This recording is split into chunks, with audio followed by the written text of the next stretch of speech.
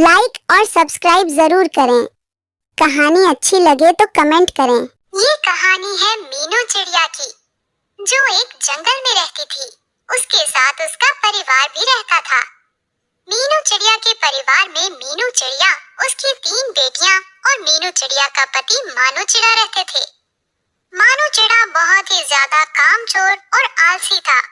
मानू चिड़ा हर समय अपने घर में बैठा शराब ही पीता रहता था और कभी कभी मानू चिड़ा अपने घर पर अपने दोस्तों को बुलाकर शराब की पार्टी करता था। और मानू चिड़े को ये भी शर्म नहीं थी कि मानू चिड़े के घर में 3 बेटियां हैं। मीनू चिड़िया हर समय अपने पति मानू चिड़े को समझाती रहती थी कि वो ये शराब की आदत छोड़ दे और कोई अच्छा सा काम धंधा करे। लेकिन मानू चिड़ा मीनू चिड़िया पर गुस्सा करता और मीनू चिड़िया की बात नहीं मानता था। मीनू चिड़िया, सुनिए, आप ये शराब पीना छोड़ क्यों नहीं देते? ये अच्छी बात नहीं है। मानू चिड़िया, मीनू तुम ज्यादा मत बोला करो, समझी? मैं शराब पीना नहीं छोड़ूंगा। मानू चिड़ा, आपको बिल्कुल शर्म नहीं है। आप अपने ही घर में बैठकर शराब पीते हो और आपको ये भी शर्म नहीं आती कि हमारे घर में 3 बेटियां हैं। वो ये सब देखती होंगी तो उन पर क्या असर होता होगा। मानू चिड़ा, अरे देखो मीनू, मैं तो इसी घर में बैठकर शराब पीऊंगा। देखता हूँ कि मुझे कौन रोकता है। और अगर तुम में से किसी को कोई तकलीफ है मुझसे, तो तुम अपनी बेटियों को लेकर यहाँ से जा सकती हो। मीनू चिड़िया, ए जी, ये आप क्या कह रहे हैं? मैं ये घर छोड़कर कैसे जा सकती हूँ? मैं और मेरी 3 बेटियां ये घर छोड़कर नहीं जाएंगी। और हम रहेंगे कहाँ? हमें कौन रहने की जगह देगा? मानू चिड़ा, ठीक है मीनू चिड़िया, अगर तुम्हें इस घर में रहना है तो मेरे मुताबिक रहना होगा। जैसे मैं कहूँगा बिल्कुल वैसे ही करना पड़ेगा। कोई भी चूं चुरा की तो मुझसे बुरा कोई नहीं होगा। मानू चिड़े की बात सुनकर मीनू चिड़िया काफी ज्यादा परेशान हो जाती है और मीनू चिड़िया को अपनी 3 बेटियों के भविष्य की बहुत चिंता होती है। एक दिन मानू चिड़ा अपने एक दोस्त को लेकर अपने घर पर आता है और मानू चिड़ा और उसका दोस्त मिलकर खूब मजे से शराब पीने लगते हैं। मीनू चिड़िया, ए जी सुनिए, आज तक तो आप इस घर में बैठकर शराब पीते थे और आज तो आप अपने दोस्त को भी इस घर में शराब पीने ले आए हो। आपकी 3 बेटियां हैं, वो भी ये सब कुछ देख रही हैं। मानू चिड़ा, तो देखती रहे, मुझे क्या फर्क पड़ता है? मुझे तो अपनी शराब पीने से मतलब है।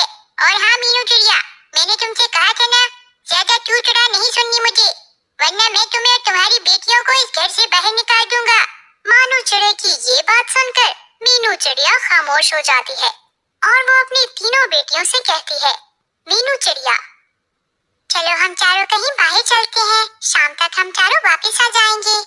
फिर मीनू चिड़िया अपनी 3 बेटियों को लेकर वहाँ से चली जाती है।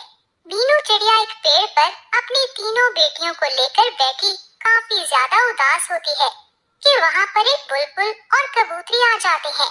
बुलबुल, मीनू चिड़िया, क्या हुआ? तुम इतनी उदास क्यों हो? और यहाँ तुम अपनी 3 बेटियों को लेकर क्यों बैठी हो? मीनू चिड़िया, बुलबुल बहन, मैं तुम्हें क्या बताऊं, ये तो शराब पीते ही हैं और ऊपर से अपने दोस्तों को भी ले आते हैं। ये सब मेरी बेटियां देखती हैं, इन पर क्या असर होता होगा? बस मुझे अपनी बेटियों के भविष्य की बहुत चिंता है और इसीलिए मैं परेशान हूँ। बुलबुल, हाँ मीनू चिड़िया, तुमने बिल्कुल ठीक कहा। अगर तुम्हारी 3 बेटियां मानू चिड़े को शराब पीता देखेंगी तो उन पर बहुत बुरा असर होगा।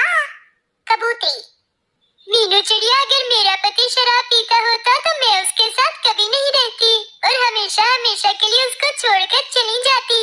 बुलबुल, मीनू चिड़िया, चलो अब मैं चलती हूँ, मुझे भोजन जमा करना है, मेरे बच्चे मेरा घर में इंतजार कर रहे होंगे।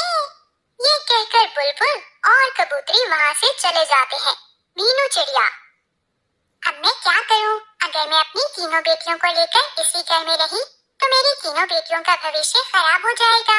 बस मैंने आज से सोच लिया है, आज से मैं अब दोबारा अपनी 3 बेटियों को लेकर इस घर में नहीं जाऊंगी और मैं किसी अच्छे से पेड़ पर घोंसला बना लूंगी और मैं अपनी 3 बेटियों को लेकर उसी घोंसले में पूरी जिंदगी रहूंगी। कम से कम इस तरह मेरी बेटियों का भविष्य तो खराब नहीं होगा।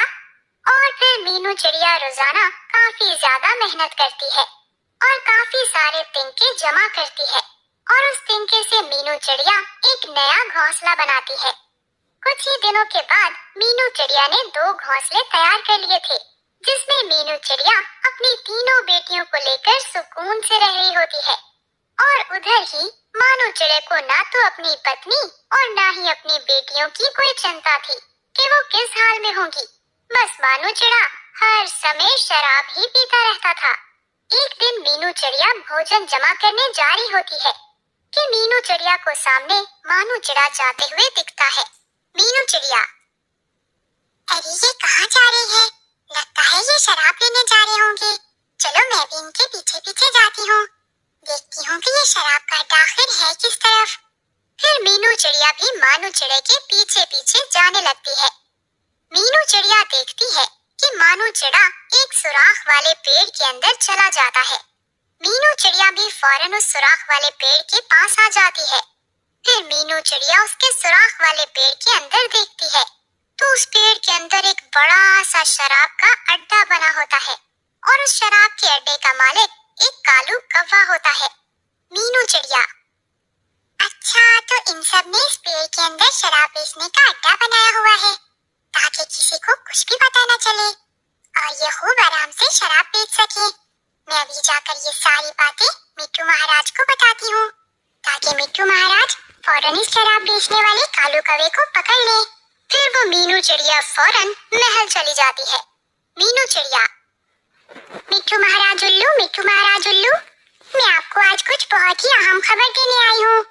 मिट्टू महाराज उल्लू, अच्छा बोलो मीनू चिड़िया, तुम मुझे क्या खबर देने आई हो? जल्दी बताओ। मीनू चिड़िया, मिट्टू महाराज उल्लू, मैंने अभी देखा है जंगल के कोने में एक सुराख वाला पेड़ है जिसमें कालू कौवा शराब बेचता है। मिट्टू महाराज उल्लू, अच्छा ऐसी बात है मीनू चिड़िया, तो फिर मैं उस कालू कौवे को शराब बेचते हुए रंगे हाथों पकड़ूंगा। चलो सैनिकों। और फिर मिट्टू महाराज को लेकर उस शराब के अड्डे के मालिक कालू कौवे को पकड़ने के लिए जाते हैं। मिट्टू महाराज, अरे सैनिकों, ये वही पेड़ है जिसमें कालू कौवा शराब बेच रहा है। चलो हम जल्दी से जाकर कालू कौवे को पकड़ लेते हैं। फिर मिट्टू महाराज और उसके सैनिक उस पेड़ के अंदर आ जाते हैं। कालू कौवा मिट्टू महाराज को देखकर काफी ज्यादा डर जाता है। कालू कौवा, अरे मिट्टू महाराज, आज आप यहाँ पर आ गए, आपको यहाँ का पता किसने दिया?